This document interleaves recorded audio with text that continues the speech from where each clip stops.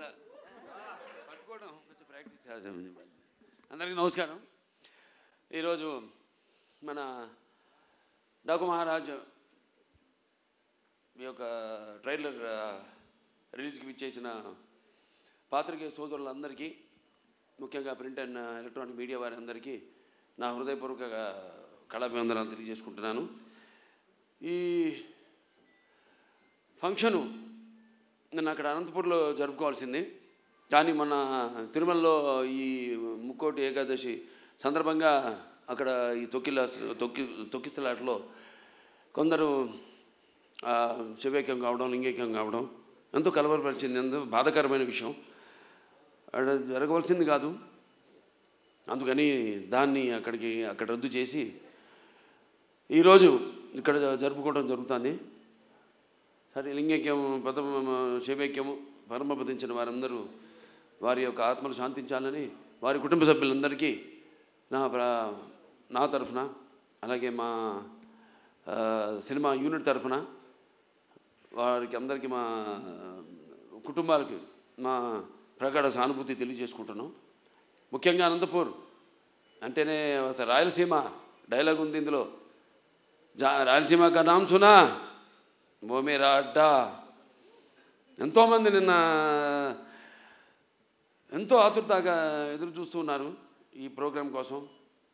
ఎంతో వ్యయ ప్రయాసాలు కోర్చి ఎంతో దూరం నుంచి కూడా వాళ్ళు రావడం, ఆ పక్క కడప కానివ్వండి, కర్నూలు కానివ్వండి, ఒకటని కాదు, అటు చిత్తూరు కానివ్వండి, అనంతపూర్ కానివ్వండి, లేకపోతే మిగతా ప్రాంతాల నుంచి కానివ్వండి, ఇటు తెలంగాణ నుంచి కానీ అబ్బాయిలందరూ తరలొచ్చారు అక్కడికి. పేరున వాళ్ళందరికీ, ముఖ్యంగా అక్కడ ఇంతవరకు మన రాష్ట్ర అధికారంలో ఉన్నప్పుడు తెలుగుదేశం మొదటిసారి రాష్ట్ర విభజన తర్వాత అక్కడ లైబ్రరీ చైర్మన్ సోదరుడు గౌస్ మొహిద్దీన్కి, అలాగే హెల్పింగ్ హ్యాండ్స్ అనంతపూర్ జగన్ గారికి, అలాగే శ్రీధర్ గారికి, అలాగే చిరంజీవి గారికి, మిగతా అందరూ నా కన్వీనర్స్ అంతా ఉన్నారు, సతీష్ తిలకు, శ్రీధర్ గారు, వాళ్ళందరూ కూడా అందరికీ వాళ్ళు నచ్చజెప్పి ఇలా ఎందుకు మనం చేయాల్సి వచ్చిందో వాళ్ళందరూ శాంతపరిచినందుకు, వాళ్ళ ఆవేశాన్ని చల్లబరిచినందుకు, ఎప్పుడూ ఒక క్రమశిక్షణ కలిగిన సైనికులు నా అభిమానులు. భావస్వరాన్ని జన్మాంతర సౌహృదాన్ని అంటారు. పోయిన జన్మలో ఎంతోమందితో పరిచయం ఉన్నా ఈ జన్మలో ఒకరిని దాన్ని పొందగలుగుతాం. కానీ ఎన్ని లక్షల, వేల లక్షల, కోట్ల మంది అభిమానులు పొందడం అంటే అది నా పూర్వజన్మ సుకృతంగా, అది ఏ జన్మజన్మ అనుబంధమో, ఏ రుణానుబంధమో, ఏ విడలేని అనుబంధమో కదా అని నాకు అనిపిస్తూ ఉంటుంది. నేను ఈ జీవితంలో ఎంత పొందానంటే, ముందు నేను గొప్పగా చెప్పగలిగింది, ముందుగా నాకు ధన్యమైన జన్మనిచ్చి నన్ను మీ అందరి గుండెల్లో ఆయన ప్రతిరూపంగా నిలిపినందుకు దైవాంశ సంభూతులు, అలాగే విశ్వానికే విశ్వ నట రూపం ఎలా ఉంటుందో చూపించిన నా తండ్రి, నా గురువు, నా దైవం, కారణ జన్ముడు, విశ్వవిఖ్యాత నట సార్వభౌమ నటరత్న, తెలుగుదేశం పార్టీ వ్యవస్థాపకులు డాక్టర్ పద్మశ్రీ నందమూరి తారక రామారావు గారికి, మరి అది ఆ పుణ్య దంపతులు, మా అమ్మగారు బసవరామ తారకం గారి, డింబి బసవరామ తారకం గారి బిడ్డగా పుట్టినందుకు ఆ పుణ్య దంపతులకు, అలాగే ఆ కళమ్మ తల్లికి నా కృతజ్ఞతలు తెలియజేసుకుంటూ, ఇటువంటి అభిమానుల్ని నాకు ఇచ్చినందుకు ఆ దేవుడికి నా కృతజ్ఞతలు తెలియజేసుకుంటూ, ఇప్పుడు మన సినిమాకి వస్తే డాకు మహారాజ్ ఎన్నో వైవిధ్యమైన పాత్రలు చేసుకుంటూ వస్తున్నాను. నాన్నగారిలాగా ఆయన పౌరాణికాలు నటిస్తే పాత్రలు ప్రాణాలు పోసుకున్నాయి, ఆయన జానపదాలు చేస్తే సామాజ మనోగరమాలు అయ్యాయి. అలాగే ఇట్లా ప్రతి పాత్ర మన దేశంలోనే కాదు, ప్రపంచంలో చూస్తే ఎవరు అసలు చేయని పాత్రలు ఎన్నో చేసి ఆయన అటు ఒక నటనాచార్యుడిగా, అలాగే ప్రతి పాత్రలో అణువణువును నింపుకుని నటనకు ప్రాణం పోసిన ఒక నటధీశాలిగా, మరి అటు ఆయన చేసిన పాత్రలన్నీ చూసి కూడా అటు కళమ్మ తల్లి కళకళలాడింది, కన్నుల పండుగ చేసుకుంది, గలగల నవ్వింది. అలాగే ఆ వారసత్వాన్ని పుణికిపుచ్చుకుని ఎన్నో వైవిధ్యమైన పాత్రలు, పౌరాణికాలు కానివ్వండి, జానపదాలు కానివ్వండి, సాంఘికాలు కానివ్వండి, first Indian social fiction, science fiction Aditya 369 లాంటి సినిమా కానీ, ఒక భైరవ దీపం కానివ్వండి, ఇటువంటి ఎన్నో నేపథ్యాలు ఉన్న సినిమాలు, అటు సాంఘికం, జానపదాలు, పౌరాణికాలు చేయడం జరిగింది. అలాగే ఇప్పుడు మన అఖండ అయితేనేమి, దాని తర్వాత వీరసింహారెడ్డి అయితేనేమి, తర్వాత నేలకొండ భగవంత్ కేసరి అయితేనేమి, ఇప్పుడు రేపు రాబోతున్న ఈ 12 విడుదల కాబోతున్న మన డాకు మహారాజ్ అయితేనేమి. ఇందాక చెప్పారు డైరెక్టర్ గారు, డాకు మహారాజ్ డిస్కషన్స్ అప్పుడు ఏదో ఒక లైన్ అనుకున్నాం, అది సరిగ్గా మాకు నేను కనెక్ట్ కాలేకపోతున్నాను దానికి. ఏదో ఒక పాత కథలాగా అనిపించింది. మళ్ళీ ఎందుకంటే ఆల్వేస్ రీసెర్చ్, ఎప్పుడు నా మీద నేను రీసెర్చ్ చేసుకుంటున్నాను, అభిమానులు ఏం కోరుకుంటున్నారు నా నుంచి. అలాగే ఒక నేలకొండ భగవద్గీతలో ఒక ఇన్స్పెక్టర్ క్యారెక్టర్ని నేను చెప్పడం జరిగింది. దాన్ని అంతకుముందు ఆ పాత్ర లేదు. అలా దాన్ని బ్రహ్మాండంగా మలిచారు డైరెక్టర్ అయితేనేమి, ఆ రచయితలు అయితేనేమి. అలాగే ఈ సినిమాలో కూడా ఆదిత్య 369లో శ్రీకృష్ణదేవరాయల మారువేషంలో వచ్చి కృష్ణకుమార్ని కాపాడడం, అది అలా ఉండిపోయింది. ఫ్యాన్స్ అందరి గుండెల్లో కూడా ఉండిపోయింది ఆ పాత్ర. అటువంటి పాత్రలో కనిపిస్తే నేను బాగుంటుంది, సినిమా ఫుల్ లెంత్ కనపడితే బాగుంటుంది అనుకున్నాను. సో దాన్ని నేను వ్యక్తపరచడం జరిగింది. ఏమండి, మన ఫ్యాన్స్ ఉన్నారు, ముందు వాళ్ళని డిసప్పాయింట్ చేయకూడదు మనం. నాన్నగారు ఒక సర్దార్ పాపారాయుడు అయితేనేమి, అటువంటి ఒక గెటప్లో మనకు కనిపిస్తే బాగుంటుంది అని అనుకున్నాం. అక్కడి నుంచి స్టార్ట్ అయింది కథ, మా ప్రయాణం. దాంట్లో మరి ఎటువంటి సమస్యను మా ప్రతి సినిమాలో మహిళలకైతేనేమి, వినాశ్రయం జననం నాస్తి, వినాశ్రయం గమనం నాస్తి, వినాశ్రయం జీవం నాస్తి, వినాశ్రయం సృష్టి రేవ నాస్తి. ప్రతి సినిమాలో కూడా మహిళలకు ఒక ప్రత్యేకమైన ఇంపార్టెన్స్ ఉంటుంది. అలాగే ఏదో ఒక సందేశం, మంచి సందేశం ఇవ్వాలి మనం అన్నప్పుడు దాన్ని మనం చూస్తారు సినిమాలో. మొత్తం చెప్పేస్తే ఎలా, రేపు ఏ సమస్యను మేము తీసుకున్నాం, అసలు దాని మీద మన తెలుగు వాళ్ళ గొప్పతనం ఏంటి అన్నది కూడా ఈ సినిమా ద్వారా చెప్పడం జరిగింది. ఇలా ఒక కథను బ్రహ్మాండంగా మళ్ళీ డైరెక్టర్ గారు దాన్ని కన్సీవ్ చేసుకుని, మళ్ళీ ఆయన టీము మోహన్ కృష్ణ గారు అంతా ఉన్నారు, అందరు కలిసి ఒక బ్రహ్మాండంగా ఉన్న కథగా దాన్ని రూపొందించారు. అదే మన డాకు మహారాజ్. టైటిల్ వచ్చేసరికి మన డాకు మహారాజ్ అంటే ఎలా ఉంటుంది అన్నది ఒక చిన్న అనుమానం ఉండేది. దాన్ని కూడా బాగా జాగ్రత్తగా ప్లాన్ చేసి, ఇప్పుడు ఎలాగైతే మేము ముందు టీజర్ రిలీజ్ చేసాం, టీజర్లో ఏం చెప్పాలా, కొంచెం చప్పగా ఉందనుకున్నారు. తర్వాత ట్రైలర్ రిలీజ్ చేసాం, మొదటి ట్రైలర్ పర్లేదన్నారు. ఇప్పుడు విడుదల చేస్తాం ఈరోజు అసలైన ట్రైలర్. అంటే ఏదైతే అభిమానులు కోరుకుంటారో, అభిమానులే కాదు, ఏదైతే జనం బాలకృష్ణ నుంచి కోరుకుంటారో మొత్తం అంతా పొందుపరిచి ఈ ట్రైలర్ని రిలీజ్ చేయడం జరిగింది. ఇవాళ అద్భుతమైన స్పందన వస్తుంది. సో ఒక సినిమా అంటే కేవలం ఎంతోమంది నటీనటులున్నారు ఇక్కడ. నాతో పాటు నటించిన ఒక ప్రజ్ఞా జైస్వాల్ అయితేనేమి, అఖండాలో చేసింది నాతో, అలాగే శ్రద్ధా శ్రీనాథ్, అలాగే ఊర్వశి రౌతెల, అందరూ కూడా ఇప్పుడు వాళ్ళ పాత్రలు ఎంతో అద్భుతంగా, అంటే అటు కేవలం గ్లామరే కాదు, పెర్ఫార్మెన్స్ ఆవిడంతా. ఇందాక మన కెమెరామెన్ గారు ఉన్నారు ఇక్కడ, విజయ్ కార్తిక్ గారు, ఎంతో అద్భుతంగా సినిమాని చూస్తున్నారు మీరు. ఆ సినిమాలో కూడా లైటింగు స్కీము, ఒక లైటింగ్ స్కీమ్ అంటూ ఉంటుంది. దాన్ని ఎలా అద్భుతంగా మేము చేసే సన్నివేశాలకి ఇంకా జీవం పోసి, ప్రాణం పోసి ఎంతో అద్భుతంగా వాటిని ప్రజెంట్ చేశారు. డైరెక్టర్ అండ్ కెమెరామెన్ నా దృష్టిలో ఒక భార్యాభర్తలు అంటాడు. అంటే ప్రభుత్వం లాగానే, ప్రభుత్వం ఏముంటుంది, ఎన్నో స్కీమ్స్ అనుకుంటుంది, కానీ దాన్ని ఇంప్లిమెంట్ చేసేది ఎవరు? బ్యూరోక్రాట్స్. సో వాళ్ళని మనం పొందాలి ముందు, మనం వాళ్ళ ద్వారా మనం ప్రజలకి వాళ్ళ అవసరాలు తీర్చాలి మనం. అలాగే ఒక డైరెక్టర్ తను ఏం కన్సీవ్ చేసుకుంటాడు, దాన్ని ఎంతో అద్భుతంగా స్క్రీన్ మీద సన్నివేశాన్ని బట్టి అద్భుతంగా తెరకెక్కించాడు మా కెమెరామెన్ విజయ్ కార్తిక్ గారు. అలాగే ఇక మా తమన్ గారు ఉన్నారు, ఇక ఆయన గురించి చెప్పక్కర్లా. సప్త సాగర సంఘర్షణ జ్వలిత సద్భోద్భవ మాధురి స్వరాలైన సరిగమపదని సంగీత సాహిత్య మధుర గీతాలు వినడానికి భాషాభేదం కానీ, ఆడమగా తేడా కానీ, ధనిక దారిద్ర్యాది తారతమ్యములు కానీ, పండిత పామరాది పట్టుపిడుపులు కానీ, అభిమాన దురభిమానులని అడ్డుగోడలు కానీ ఉండవన్నది నా నమ్మకం. ఎందుకు మనం సాక్షాత్ మన పురాణం నుంచి చూసుకుంటే మేనక సరస సల్లప సంగీత సాహిత్య మధుర శబ్దానికి సృష్టికి ప్రతి సృష్టికర్త అయిన విశ్వామిత్రుడే ప్రపంచానుభూతికి వచ్చాడని, లేకపోతే శ్రీకృష్ణుని వేణు నాదానికి ఆవుల మంద మేపు మాని మోకరిల్లాయని, నేటికి నాదస్వరానికి పాములు సైతం పడగలెత్తి ఆడడం చూస్తున్నాం మనం. అలా ఒక సంగీతం హిట్ అయితే ఆ సినిమా సగం హిట్ అయినట్టే. ఇక తమన్నా కాంబినేషన్ చెప్పక్కర్లేదు. అఖండాతో సబ్బూఫర్లు బ్లాస్ట్ చేశాడు. ఇప్పుడే ఇక్కడ ఈ మన ట్రైలర్ చూపించినప్పుడు కూడా స్పీకర్లు పడిపోయినాయి ఇక్కడ. సో అంటే నేను చెప్పేది కథను బట్టి ఎలా సినిమాకి ద్విగుణీకృతం చేయడం. సినిమాలో ఉన్న మేము ఎంత నటించినా, డైరెక్టర్ ఎంత తీసినా, ఒక కెమెరామెన్, ఒక మ్యూజిక్ డైరెక్టర్, ఒక ఎడిటర్. ఈ సందర్భంగా ఎడిటర్ రూపన్ గారిని, రంజన్ గారిని నేను మెచ్చుకోవాలి. అద్భుతంగా చేశారు వాళ్ళు, చాలా అద్భుతంగా. ఎందుకంటే ఈ సినిమా అనేది వీళ్ళ ముగ్గురు చేతుల్లో ఉంటుంది. మనం చేసిన తప్పులు అయితేనేమి, లేకపోతే మనం యాక్టింగ్లో తీసిన విధానంలో అయితేనేమి, లేకపోతే చేసిన విధానంలో అయితేనేమి, ఏమి కొన్ని చిన్న చిన్న లోటుపాట్లు ఉన్నా అవన్నీ కవర్ చేసేది వీళ్ళు ముగ్గురే.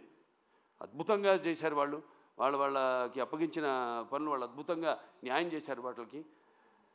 అలాగే ఇక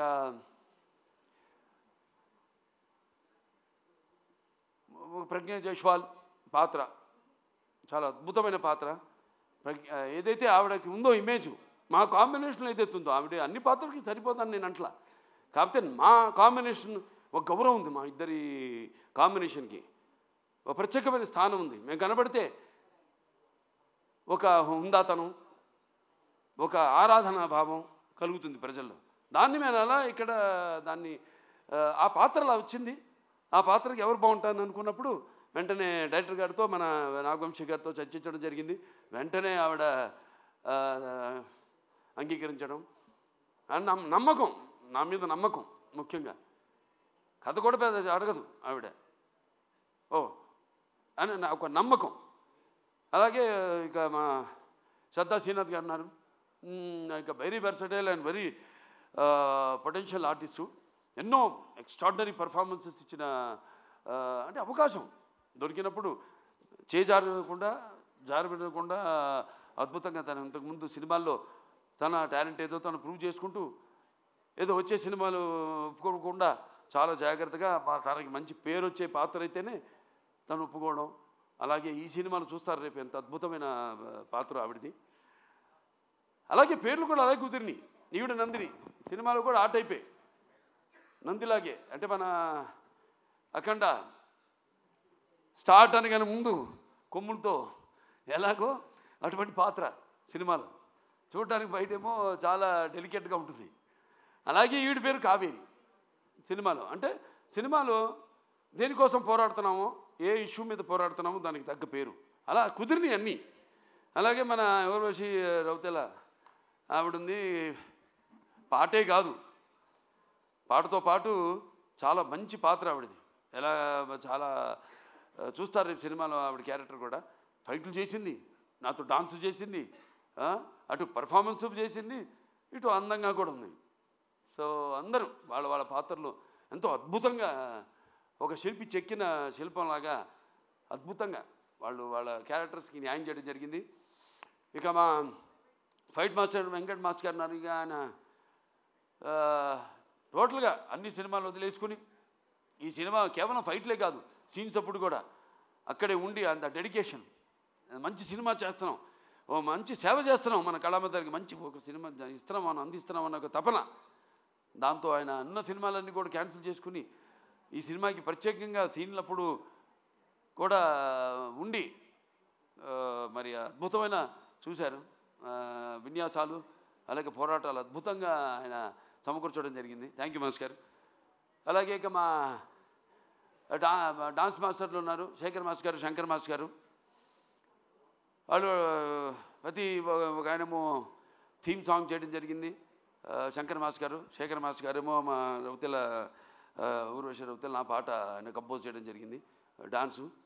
ఇంకా మోహన్ కృష్ణ గారు మంచి కాలక్షేపం నాకు. ఆయన అక్కడ లొకేషన్లో రకరకాల విషయాలు మాట్లాడుకుంటూ ఉండేవాళ్ళం. డైరెక్టర్ గారు చెప్పారు ఇందాక, త్వరత బయట పెడతాను ఏమిటని ఆ విషయాలన్నీ. సో ఎంతో అద్భుతంగా అన్నీ మాట్లాడుకునేవాళ్ళం. ఏముంటే నాకు చిన్న చిన్న పాత్ర ఇంకా ఏదైనా చేయొచ్చు అన్నప్పుడల్లా ఈయన మీద పడేవాడిని. ఆయన ఎప్పుడు నాకు కోపం వస్తుందో తెలీదు. ఆయన ఏంటి అలా పాపం అలాగేనండి అంటూ తలూపుతుండేవాడు అన్నిటికైనా. కానీ మళ్ళీ మళ్ళీ ఆయన కాదన్నప్పుడు మళ్ళీ దాని గురించి మళ్ళీ ఆలోచించేవాడిని. అవును, నేను ఆవేశంలో అన్నాను, ఎందుకు ఏంటి ఆయన ఎందుకు అన్నారు, ఇవన్నీ కరెక్ట్గా సమపాళ్ళల్లో బ్యాలెన్స్ చేసుకుని సో సినిమా ఇంత అద్భుతంగా. అలాగే మా ఎడిటర్ అదే చెప్పాక రూబెన్, నిరంజను, దాని తర్వాత ఆర్ట్ డైరెక్టర్ అవినాష్, అందరూ ఒక మంచి కలయిక. అలాగే బాబీ డియోల్ గురించి చెప్పాలి.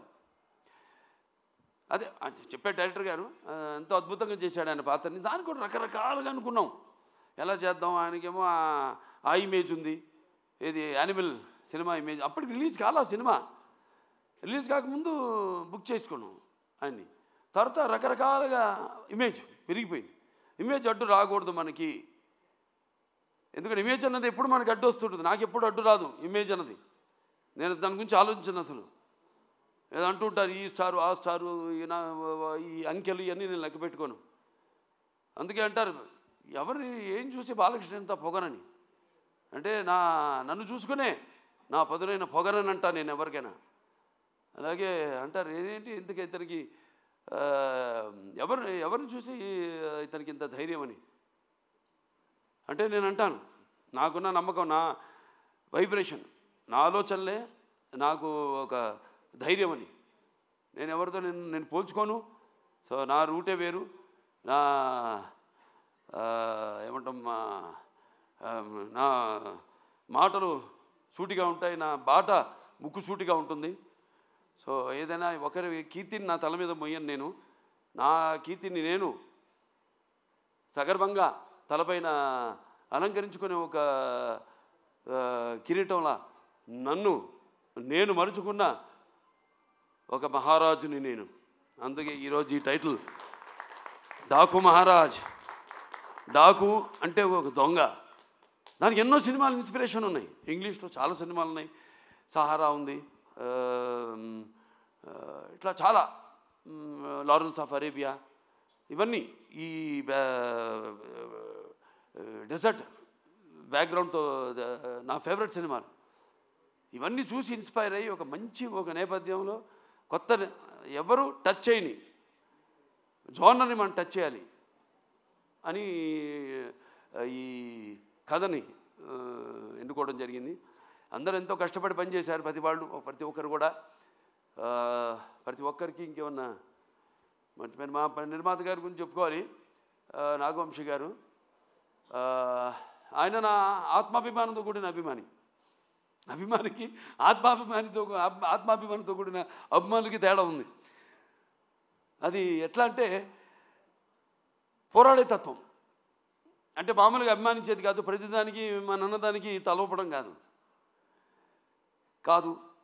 ఎందుకంటే అనుభవం ఉంది, బోల్డ్ అంత అనుభవం ఉంది. ఎన్నో సినిమాలు తీశారు, ఎన్నో బ్యానర్స్ ఉన్నాయి వాళ్ళకి.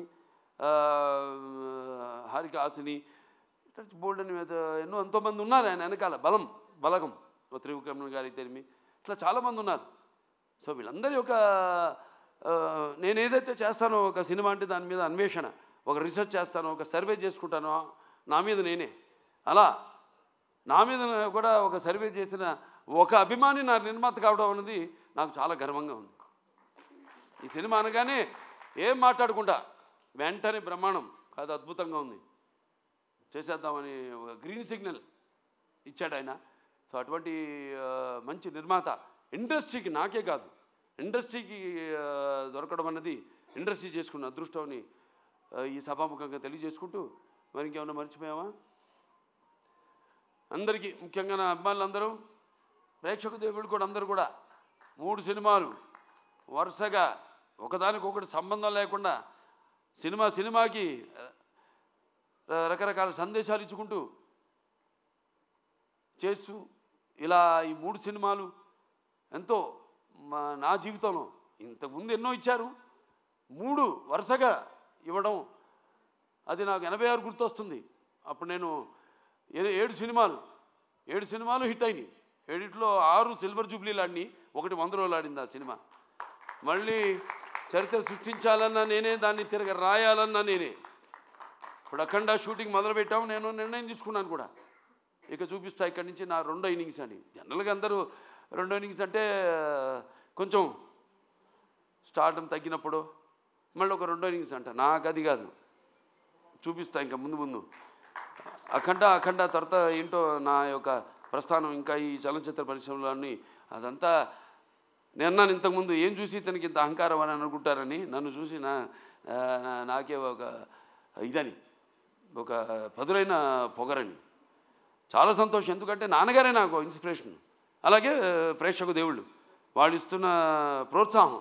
ఒక సినిమా పూర్తి చేసుకుని ఆ సినిమా ఎలా ఆడుతుందా అని నిద్రాహారాలు మానేసి దానికోసం ఎదురు చూస్తున్నప్పుడు ఆ సినిమా విజయవంతం చేసి మా వెన్ను తట్టి ఇలాంటి సినిమాలు ఇంకా ఇవ్వండి అని మనల్ని ప్రోత్సహిస్తున్న ఈ ప్రేక్షక దేవుళ్లకు నేను ఎంతో రుణపడి ఉన్నాను.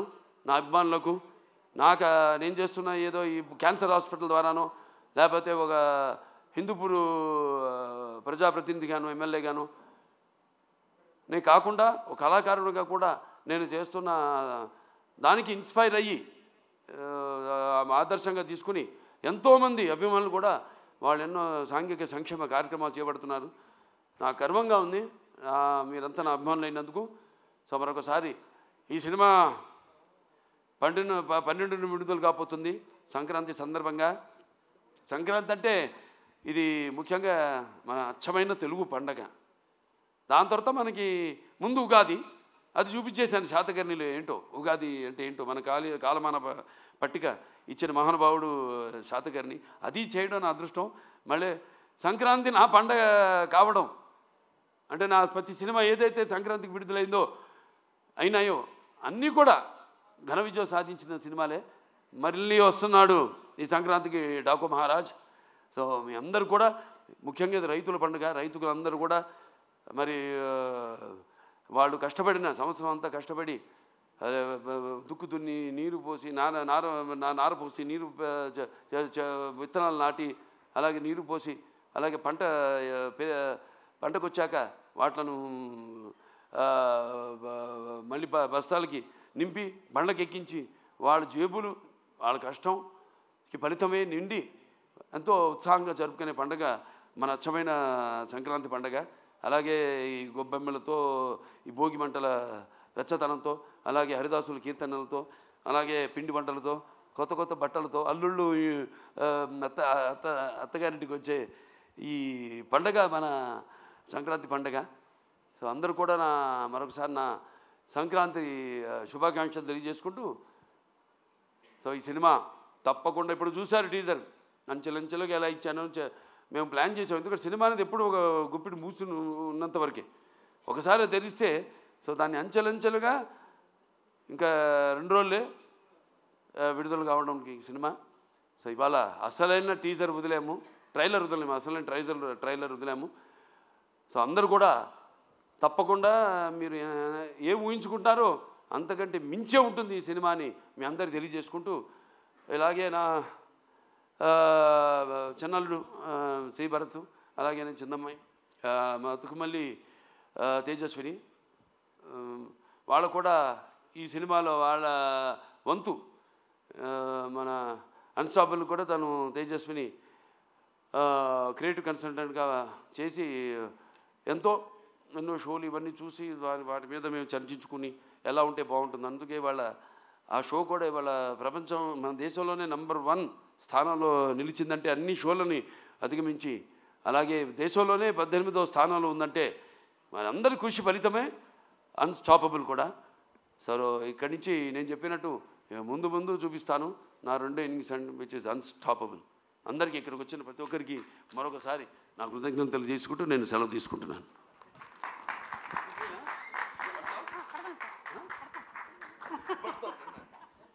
థ్యాంక్ యూ బాలయ్య గారు, thank you. That is our Nandamuri నటసింహం, గాడ్ ఆఫ్ మాసెస్ బాలకృష్ణ గారు. మరొకసారి ఈరోజు ఈ కార్యక్రమానికి విచ్చేసినటువంటి మీ అందరికీ కూడా హృదయపూర్వకమైనటువంటి కృతజ్ఞతలు తెలియజేస్తూ ఉన్నాము. ఈ కార్యక్రమాన్ని వీక్షిస్తున్నటువంటి ప్రేక్షకులందరికీ కూడా ధన్యవాదాలు తెలియజెప్తూ ఉన్నాము.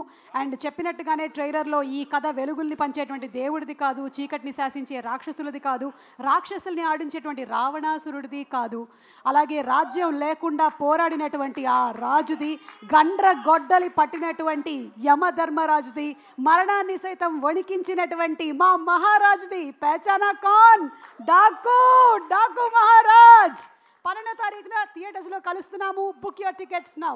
శుభరాత్రి. ధన్యవాదాలు. Thank you so much.